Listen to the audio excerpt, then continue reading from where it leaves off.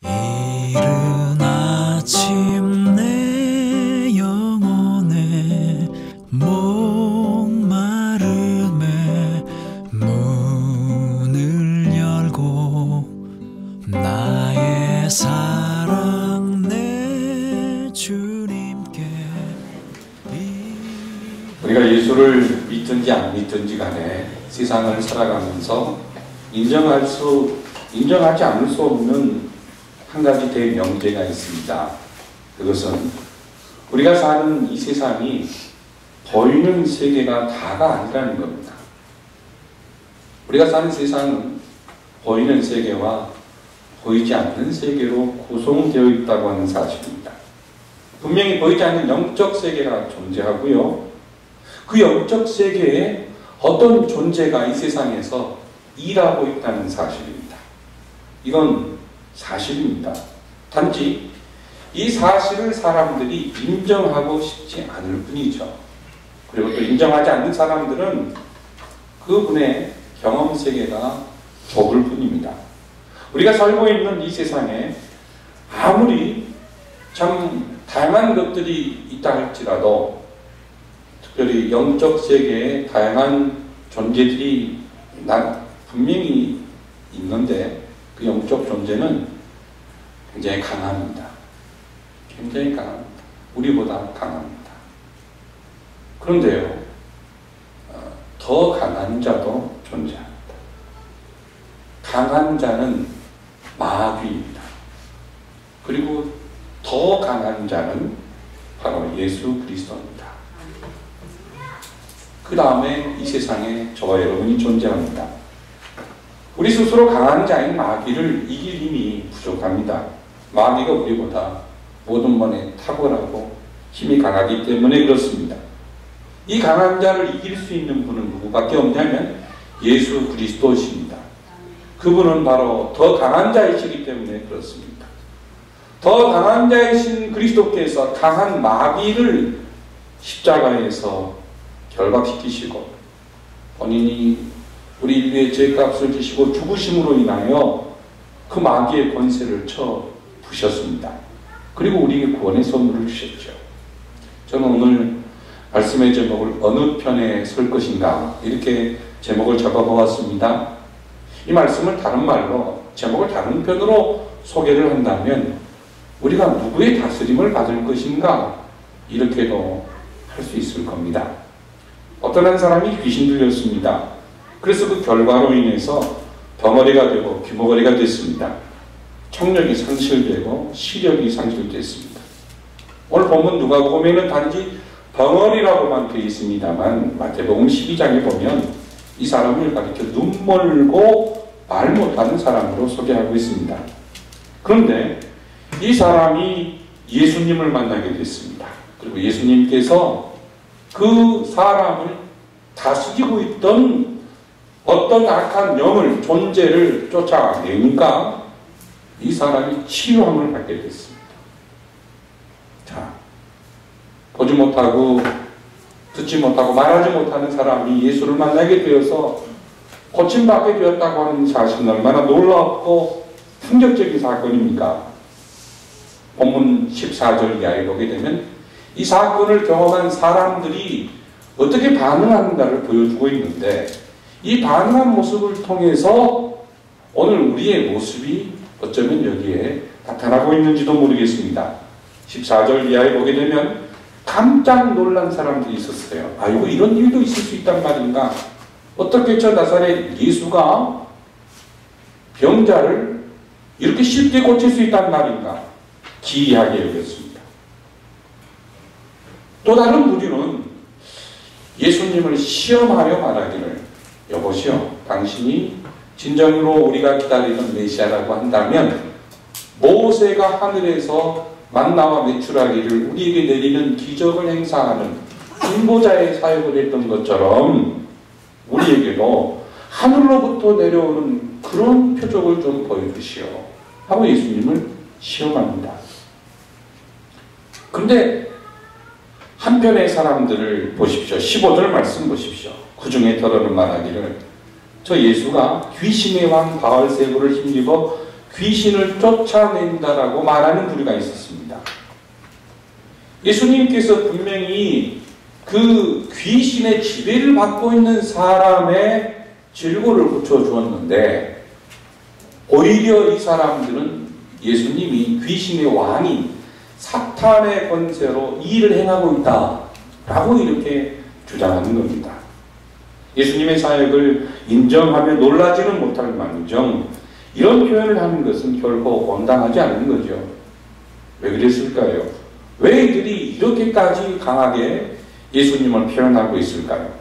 이 사람들은요, 이 15절에 등장하고 있는 이 사람들은 자기들에게 주어진 모든 혜택, 종교적인 그 권력, 사람들로부터 추앙받는 그 시선, 칭찬, 모든 것들이 예수님께 바로 돌아가는 것을 인하여 자신들의 권력이 예수님께 빼앗겨지는 것을 두려워하는 사람들입니다.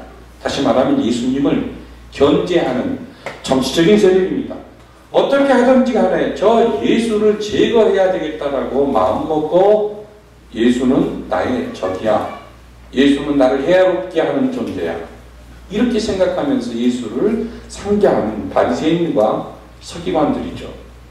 그래서 예수님을 향해서 당신이 지금 행한 그 능력은 바알세불의 능력이다. 마귀의 능력이다라고 얘기한 겁니다. 여러분 이것이 뭐라고 생각이 됩니까? 이건 분명히 조작이죠. 정치적 조작이죠. 종교적 권력을 유지하기 위한 조작입니다.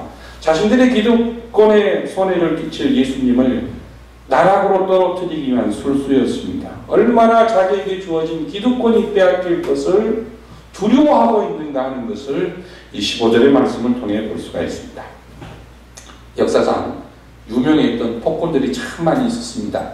그런데요, 폭군들이라고 하는 책을 보게 되면 5명의 폭군을 최고의 폭군으로 꼽는데 네로와 또 차르 이방 4세, 히틀러, 성직자가 되려고 했다가 공산주의자로 타락한 스탈린, 그리고 가대망상증 환자였던 후세인, 이런 사람들을 꼽아요. 그런데 거기 저자인 다니엘은 그 중에 가장 포악했던 폭군을 네로로 뽑고 있습니다. 그의 책에 보면 네로를 이렇게 소개하고 있습니다.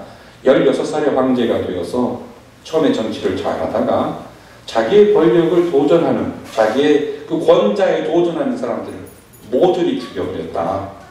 자신을 왕으로 만들어준 어머니를 난도질해서 죽이고 연극 무대에서 어머니 역을 맡아 비극의 연기를 했던 인물이 네로입니다. 동생을 죽이고 신하의 아내를 감동하고 아내를 누명을 씌워서 증기찜으로 죽였던 잔인한 인물, 자신의 아들을 바닷물 속에 쳐넣어 죽였던 인물, 심지어 66년에는 로마에서 국제 경기가 열리게 됐는데 거기서 네로가 4개의 금메달을 땁니다. 그런데 바로 체육 경기에 있지도 않는 종목을 거기다가 편성시켜요. 그 편성시킨 종목이 음악 연주였습니다. 그리고 비극 연극, 연기였습니다. 연기라고 하는 과목과 그 다음에 연주, 음악과 연극을 거기다 집어넣어가지고 자기가 출전해서 하프를 연주합니다. 비극적인 연기를 해서 금메달을 수상합니다. 그리고는 이 마차 경기에 출전해가지고는 달리다가 자기 마차가 바퀴가 빠져서 엎어지게 됐는데 그때 함께 달리던 수많은 선수들이 다 마차를 올스톱합니다. 그리고는 황제에게 와서 그 부서진 마차를 고쳐주고 황제 먼저 가십시오 하고는 그 네로가 이렇게 억지로 금메달을 여러 개를 따게 됐습니다. 이 광경을 봤던 당시에 그래도 네로보다는 똑똑한 왕비였던 폼페오가 여보 당신 그렇게 당신 금메달을 딴 것은 무슨 의미가 있답니까? 당신 개인을 자랑하는 그 욕망 그거 틀렸습니다라고 했을 때 당시 임신한 자기 왕비를 발로 차 죽여버렸습니다. 그리고 아내의 목을 잘라서 정부에게 선물하기도 하고 나중에 가서는 미소년을 거세해서 자기 아내와 닮은 미소년을 거세해서 자기의 바로 부인으로 삼았던 희대의 폭군입니다. 자기의 선생님 세네카를 죽이기도 했어요. 부하 200명을 한꺼번에 몰살시키기도 했습니다. 심지어는 로마 시내를 불살르면서 그 불타오르는 로마 시내를 보며 연주했던 그런 미치광이였습니다. 로마의 대화재로 인해 시민들이 분노하자 네로는 범인을 기독교인이라고 뒤집어 씌우죠. 그리고 수많은 기독교인들을 콜로세움에서 처형하게 됩니다. 로마 시내의 그 면적 3분의 1에 해당되는 24만 평의 자기의 호화로운 궁전을 지키고 살았던 그 네로. 그 네로가 수많은 그리스도인들을 억압했고 수많은 그리스도인들이 죽도록 핍박을 하였습니다. 바로 우리가 오늘 읽고 있는 신약성경은 그때 핍박받은 신앙인들에게 용기와 위로를 주기 위해 기록된 말씀인 것입니다. 자, 어려운 가운데 있었을 때 그 신앙인들, 초대교회 성도들이 어떤 반응을 보였을까요? 어떤 사람들은 내가 언제 죽음을 당할지 모른다라고 하는 불안한 상황 속에서 내 자신을 지키기 위해 신앙을 버리는 사람이 있었습니다. 어떤 부류의 사람들은 타협하면서 그리고 그 속으로 들어간 사람도 있습니다. 어떤 사람들은 도망가는 사람도 있었어요. 그런데 어떤 부류는 담대하게 순교하면서 신앙을 지켰던 무리들도 있었습니다. 환난과 시험 속에서 담대하게 신앙을 굳건히 지켰던 존재들도 있었습니다. 예나 지름이나 뭔가를 조작한다라고 하는 것은 뭐를 조작하는 거예요? 사실이 아닌 것을 사실인 것처럼 조작하잖아요. 사실 아닌 것을 사실인 것처럼, 사실을 사실 아닌 것처럼. 그런데 그것을 여론을 통해서 그거를 조작을 하게 됩니다. 우리가 아침 저녁을 뉴스라는 것을 접하게 되지만 그 뉴스라고 하는 보도를 접하게 될 때 궁극적으로는 뭐를 통해서 우리가 그 뉴스를 접하게 되냐면 편집 권력을 통해서 그 뉴스를 접하게 됩니다. 그렇죠? 어떻게 편집되었느냐를 통해서 그것을 접하게 되는 것이에요. 언론의 규모, 그 뉴스의 정보원, 플랫, 통제, 메커니즘 여러 가지를 통해서 그 편집 권력을 통해서 우리에게 뉴스가 들어오게 됩니다. 조작이라고 하는 것은 권력을 잡고자 하는 사람들의 중요한 도구였습니다. 바벨론 포로 이후에 바리새파, 사두개파, 에세네파 이런 사람들이 그 이스라엘 안에서 권력 쟁투가 심각하게 이루어졌잖아요. 특별히 사두개파 사람들이 정치적인 권력을 가장 많이 탐닉하고 있던 그런 시대였습니다. 정치적 메시아를 기대하고 있었지만은 강력한 메시아가 나타나지 않고 이름도 없고 배경도 없고 초라한 젊은이가 나타나 메시아라고 하는 그 꼬락서니를 기득권 세력들이 도무지 인정할 수 없었던 거예요. 그리고는 그 젊은 나사렛 예수가 행사하는 그 복음의 능력, 그것을 마귀의 능력이라고 지금 조작하고 있는 것입니다. 우리가 이 땅에서 살아갈 때에 나와 맞지 않는 적대 세력을 제거하는 방법 중에 하나가 매도하는 것이잖아요. 매도하는 것이잖아요. 획일적인 어떤 그 방법으로 상대방을 매도하고 저건 틀렸다, 저건 사상적으로, 저건 도덕적으로, 저건 우리 어떤 그 정서에 맞지 않는다 하면서 적대시해버리잖아요. 저거 틀렸다, 우리 정서에 맞지 않는다, 저건 잘못된 것이야, 부도덕한 것이야, 저건 사상적으로 불온한 것이야 하면서 상대를 매도하는 일이 있는데, 지금 본문에 등장한 15절에 이 사람들이 바로 2000년 전에 그러한 존재들의 모습이다라고 말할 수 있습니다. 나중에 이분들이 어떤 일로 발전하게 됩니까? 바알세불의 능력을 힘입어 예수는 병자를 고친다라고 조작하며 여론몰이를 했던 저들은 나중에 예수님을 참남죄에 올가매어서 십자가에 갈려 죽게까지 하였죠. 여론 조작을 위해 허위 사실을 유포했던 그 바리새인들과 종교 권력자들 본문에 등장하고 있습니다. 예수님은 자기를 비방하는 그 대적들의 생각을 아시고 목표점을 아시고 그들을 향해서 뭐라고 말씀하십니까? 본문 말씀 17절 이하에 보게 되면 어떻게 바알세불이 다스리는 나라에서 그 왕이 신하를 쫓으며 그 나라를 파괴할 수 있겠느냐? 그 정상적인 얘기가 아니지 않느냐? 또 너희 자녀 가운데 귀신을 내쫓는 사람이 있다면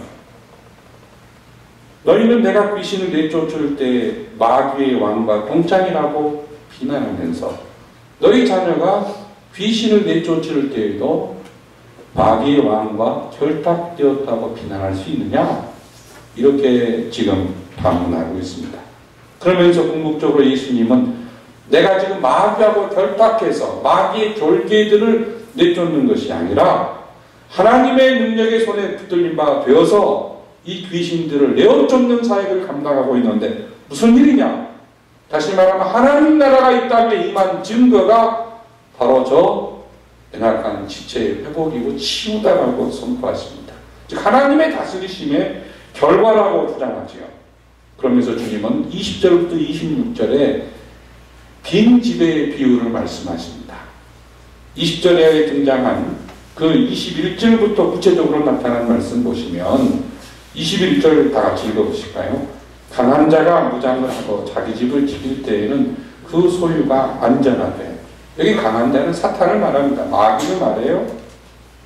자, 그 다음에 등장하는 더 강한 자, 22절에 더 강한 자는 예수 그리스도를 의미합니다. 그리고 이 집은 세상, 그리고 우리 마음, 우리가 살고 있는 이 모든 것들을 표현하는 말씀입니다. 강한 자가 어떤 사람의 마음을 지배합니다. 이 사람은 어떤 사람일까요? 불신자죠. 하나님을 믿지 않는 사람입니다. 마귀가 그 마음을 지배하고 가정을 지배하고 그의 삶을 지배합니다. 그러면서 그 마귀가 하는 말이 뭐라고 말하냐면 나는 안전하다. 안전하다. 문제가 없다. 넌 지금 평안하지 않느냐? 내가 널 다스리니까 평안하고 안전하다라고 그의 마음의 속삭입니다. 너는 재물이 있으니까 평안해. 너는 많이 배웠으니까 평안해. 너는 자식들이 잘 배웠으니까 안전해. 너는 공부를 많이 했으니 안전해. 너는 건강이 있으니 안전해. 21절에 보면은 그 강한 자가 불신자를 지키고 다스릴 때 너 아무 문제 없어 라고 얘기한다 이 말이에요.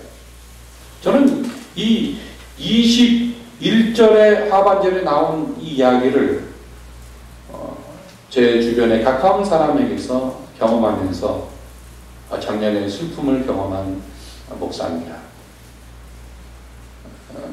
전도했던 한 대상자가 이렇게 말했죠. 난 지금 우리 가정에 문제가 없습니다. 남편도 좋은 직장이죠. 자녀들도 다 성장해서 대학원 다니고 대학 다니고 다 건강하게 살고 있고 우리 아무런 문제가 없습니다. 노후 걱정도 문제가 없습니다. 내가 예수를 믿게 되면 오히려 내 가정에 내 삶에 더 큰 어려움이 올 것이 두렵습니다. 지금 현재 안전한데 예수를 믿으면 이상한 일이 생길 것 같아 두렵습니다. 그렇게 얘기하는 거예요. 그게 재작년입니다. 그런데 갑자기 작년에 암으로 죽었죠. 말기암으로 죽었습니다. 저는 지금도 그 지체를 생각하면 마음이 너무 아픕니다. 마음이 너무 아파요. 돈이 있고 건강하고 평안한 집이 있고 모든 것이 준비되어서 나는 안전하다라고 속삭이는 존재가 누굽니까? 마귀예요. 이게 불신자의 마음입니다. 그런데 예수님께서 23절에 보면 아주 강력한 메시지를 하고 있죠. 23절 말씀 다 같이 읽어보겠습니다.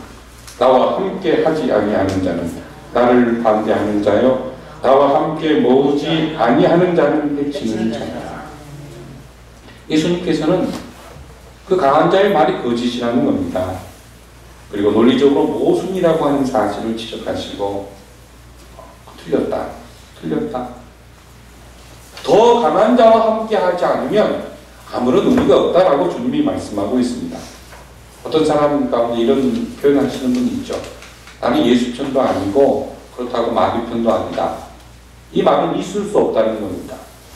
우리가 예수 그리스도의 편이 되든지 아니면 마귀의 편이 되든지 둘 중에 하나입니다. 중립 상태는 있을 수가 없어요. 많은 사람들이 내가 안전하고 부족함이 없어서 중립 상태에 있는 것처럼 착각합니다. 그렇지만 그것은 결코 하나님이 기뻐하시는 일이 아닙니다. 예수님 편을 택하든지 마귀 편을 택하든지 둘 중에 하나를 택하는 것이 중요합니다. 안전하고 지금 부족함이 없는 것처럼 생각되어져서 예수님 편을 택하지 않고 사는 것도 문제없다고 착각할 수가 있겠죠.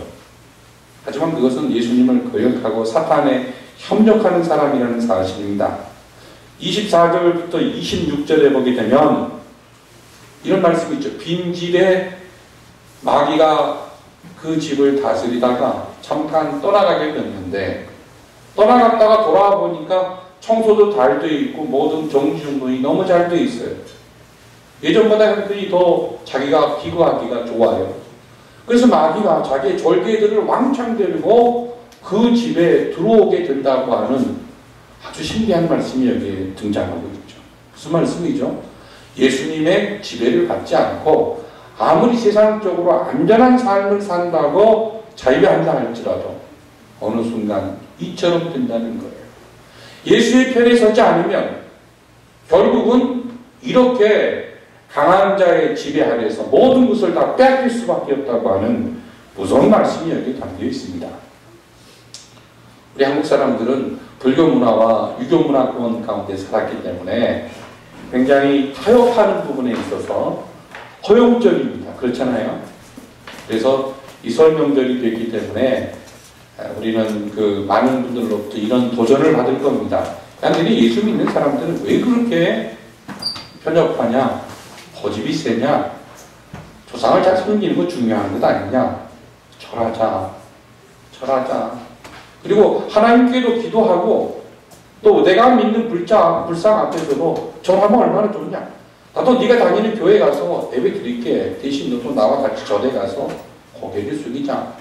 이렇게 우리에게 타협을 요구하는 형제와 지체들을 만날 때가 있을 겁니다. 그때 우리가 주의하셔야 됩니다. 23절에 있는 말씀을 주의하셔야 됩니다. 예수 편에 서든지 아니면 강한 자로 불리우는 마귀 편에 서든지 둘 중에 하나 우리가 감당해야 할 것입니다. 이 빈집의 비유를 통해서 예수님은 오늘 저와 여러분에게 아주 신비한 말씀을 하고 있죠. 교회를 다니긴 하지만 회개를 했다고 했지만 예수 그리스도에 대한 참 믿음이 없는 사람은 빈 집과도 같은 존재입니다. 예배에 참석했다가 특별하게 감동을 받기도 하고 눈물을 흘리기도 합니다. 마음 아파서 회개하기도 합니다.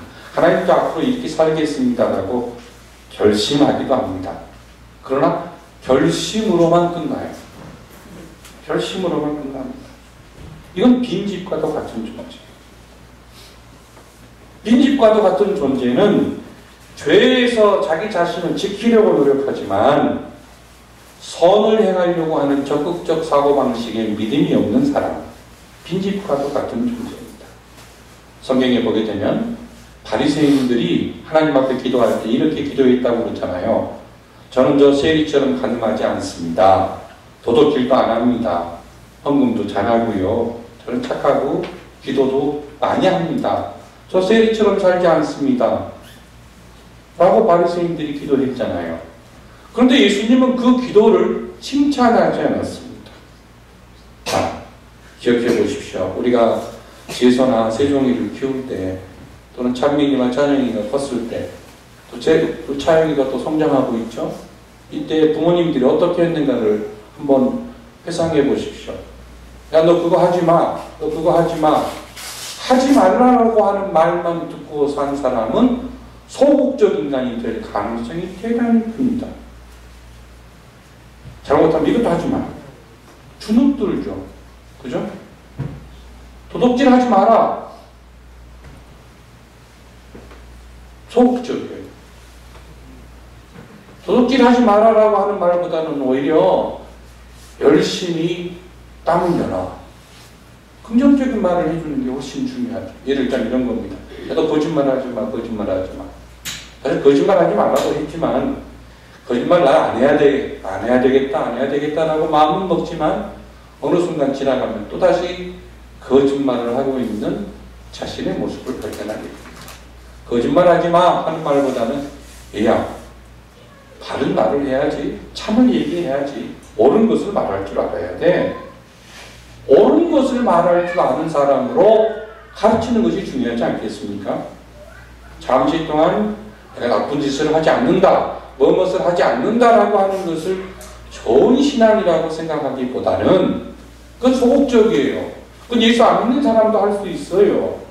예수 믿는 사람은 적극적이죠. 선을 행하는 거죠. 선을 행하는 거. 내가 무엇을 하지 않는다라고 하는 여기에서만 머물러 있다면 하나님께서 우리에게 명령하신 하나님의 나라를 위하여 예수님 편에 선 이 부분의 일을 감당하지 못한다면 그건 어쩌면 영적으로 빈집과 같은 상태일 수도 있다는 사실입니다. 어떤 존재가 빈집과 같은 존재일까요? 결국은 궁극적으로 보면 하나님의 온전한 지배를 받지 못하고 사탄의 지배를 받는 자가 빈집과 같은 존재일 겁니다. 하나님의 온전한 지배를 받아서 하나님 나라를 위해 우리가 살아야 할 것인데 바로 하나님의 지배를 받지 못한 사람, 그걸 가리켜 고린도전서에 보면은 육신에 속한 그리스도인이라고 하죠. 즉 성령 충만하지 못한 그리스도인들을 그렇게 표현합니다.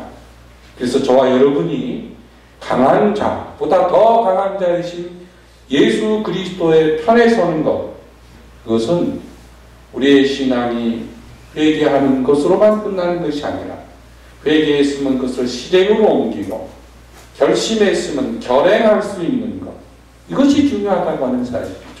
속담에 이런 속담이 있습니다. 새해를 맞이하면 서로 덕담을 나누잖아요. 나눌 때 이런 말이 있어요. 결심보다 더 좋은 것은 결행하는 것이다. 결심보다 더 좋은 것은 결행하는 것이다.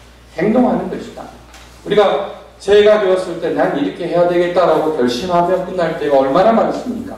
그런 것은 빈집이 될 가능성이 결행하는 거예요. 행하는 겁니다. 그래서 우리가 예수 편에 선다고 하는 것, 더 강한 자의 다스림을 받는다고 하는 것, 이것이 우리 신앙생활에 아주 중요한 참 대과제라고 하는 사실을 예수님은 본문의 말씀을 통해 우리에게 교훈해 주고 있는 거죠. 자, 그렇다면 우리가 강한 자보다 더 강한 자이신 예수님 편에 서서 그리스도의 다스림을 받기 위해서는 어떻게 해야 될까요? 27절과 28절의 말씀이 해답을 주고 있습니다. 예수님께서 자신을 공격하는 대적자들에게 권세 있는 말씀을 비유로 설명하실 때에 이 예수님의 말씀이 얼마나 논리적이고 설득력이 있었던지 그 대적자들이 더 이상 예수님을 대적하지 못합니다. 이때 예수님의 이 말씀을 듣고 감동했던 한 여인이 여기 등장합니다. 그 여인이 사람들 중에서 소리치죠. 뭐라고 소리칩니까? 27절 말씀 다 같이 읽어보겠습니다. 이 말씀을 하실 때 우리 중에서 한 여자가 음성을 높여 이르되 당신을 뵌 태와 당신을 먹인 저지 복이 있나이다 하니. 쉬운 말로 표현하면 어느 집 아들인지는 몰라도 정말 훌륭한 사람입니다. 저 아들을 둔 어머니는 얼마나 좋을까, 이런 표현입니다. 저 아들을 둔 어머니는 얼마나 좋을까. 그 아들을 둔 어머니가 누굽니까? 마리아죠. 이때 예수님께서 28절의 말씀으로 화답을 하죠. 오히려 하나님의 말씀을 듣고 지키는 자가 복이 있다. 이 말씀의 의도는요, 두 가지를 표현하고 있습니다. 하나는 예수님의 어머니가 실제적으로 예수님을 낳은 것은 대단하고 놀라운 사건이지만 이렇게 된 배경과 이유는 예수님의 어머니 마리아가 하나님의 말씀을 듣고 지켰기 때문이라는 거예요. 순종했기 때문이라는 겁니다. 그걸 예수님이 여기서 은연중에 드러내고 있습니다. 생각해 보십시오. 동정녀의 임신은 파격적인 인류사의 최대의 사건입니다. 당시로서는 도저히 감당할 수 없는 인간적으로는 수치와 슬픔이 가득한 사건입니다. 그렇잖아요. 이건 영광스러운 사건이 아닙니다. 마리아 개인에게 볼 때는. 왜냐하면 다른 사람들이 이해할 수 없는 너무너무 신기한 사건이었기 때문에 이건 개인적으로는 영광과 기쁨이었을지 모르지만 보편적으로 볼 때는 수치와 슬픔이 가득한 고난의 행보였습니다. 하나님의 은혜가 아니면 감당할 수 없을 것 같은 사건이었습니다. 그런데 마리아는 이것이 하나님의 신비한 뜻을 이루는 방편이었다라고 하는 사실, 하나님의 예언의 말씀을 듣고 그걸 믿음으로 수납합니다. 수용합니다. 그리고 하나님께서 명령하신 대로 그 말씀대로 지켜나갔던 것을 볼 수 있습니다. 우리 마음을 마귀의 권세가 다시 차지하지 못하게 하고 예수 그리스도께서 언제나 거하게 하실 수 있는 길이 무엇일까? 그 답이 바로 이 마리아에게 있습니다. 바로 28절에 있는 거죠. 하나님의 말씀을 듣고 지키는 겁니다. 여기에 답이 있습니다. 우리가 어느 편에 설 것인가? 마귀 편에 설 것인가? 하나님 편에 설 것인가? 하나님 편에 서기를 원한다면 하나님의 말씀을 듣고 지키는 것이 중요하다는 겁니다. 듣고 지키는 것이 중요하다는 거예요. 얼마 전에 어느 슈퍼를 들어갔습니다. 조그만 편의점인데 들어갔더니 조그만 가게인데 아무도 없었어요. 연로하신 아주머니가 앉아서 성경책 하나를 놓고 거기서 쓰고 계셨습니다. 제가 음식을 사가지고 와서 계산대에 놓아서 이렇게 말했죠. 성경을 쓰고 계시네요. 그랬더니 저한테 하는 말이 저 성당 나가요 그러더라고요. 제가 좀 성당 나가는 것을 물어봤냐고요. 성경을 쓰고 계시네 하고 칭찬했는데 저 성당 나가요 그러는 거예요. 그래서 제가 그러시군요 하고 인사를 꾸벅하고 나왔습니다. 그런데 그 순간 하나의 느낌이 왔어요. 많은 사람들은 성경을 열심히 쓰는 것으로 성경을 지킨다라고 오해할 수도 있겠구나. 어떤 사람들은 성경을 읽는 것으로 말씀을 순종한다고 착각할 수도 있겠구나 하는 생각이 갑자기 들었습니다. 갑자기 들었습니다. 중요한 것은요, 하나님의 말씀을 안다면 그걸 지키고 순종하는 것이 중요합니다. 그래서 하나님 앞에서 아마 이 말씀과 관계에 되어져서 계산할 때 오늘 이 시간 이 예배하는 사람들 중에 제가 가장 많이 책망을 받을 대상자입니다. 왜냐하면 말씀을 가르쳤잖아요. 공부했잖아요. 어쩌면 제가 여러분보다 성경을 더 많이 보는 사람일 수 있지 않습니까? 책임이 더 커요. 가장 큰 책망이 저한테 있을 겁니다. 하지만 암만큼 제가 순종했을 때 하나님의 은혜와 복음 또한 충만하리라고 생각했죠.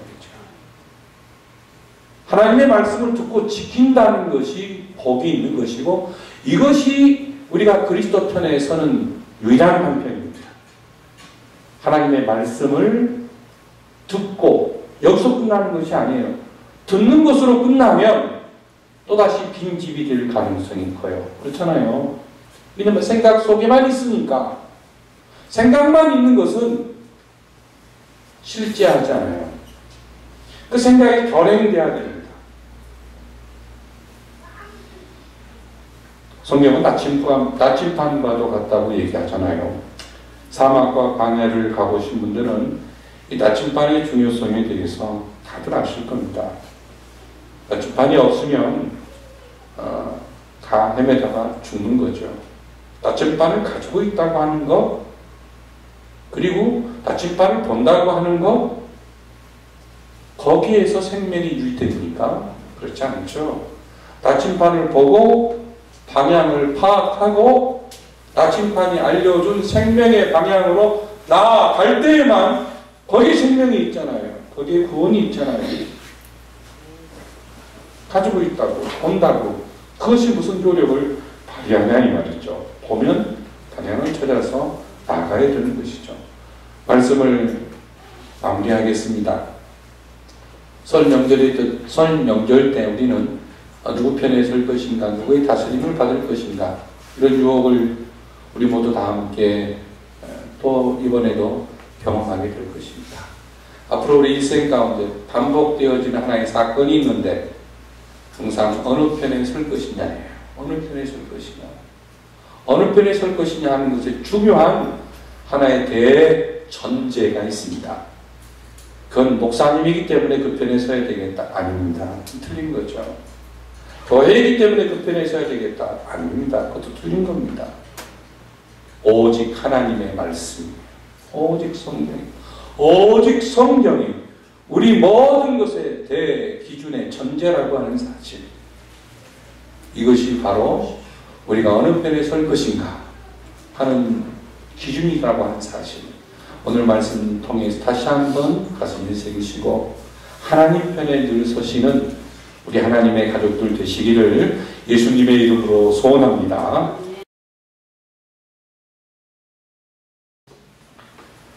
주 예수 그리스도의 은혜와 하나님 아버지의 무한하신 사랑과 성령님의 교통하심이 선택의 기로에 섰을 때마다 하나님의 말씀에 그 진리를 따라 그리스도의 이름으로 하나님의 뜻을 선택하기를 소원하는 성령의 다스리심을 기쁘게 받아들이기를 소망하는 하나님의 가족들에게 이제부터 영원까지 항상 함께 계실지어다. 아멘. 하나님은 너를 지키시는 자, 너의 우편에 그늘 되시니 낮에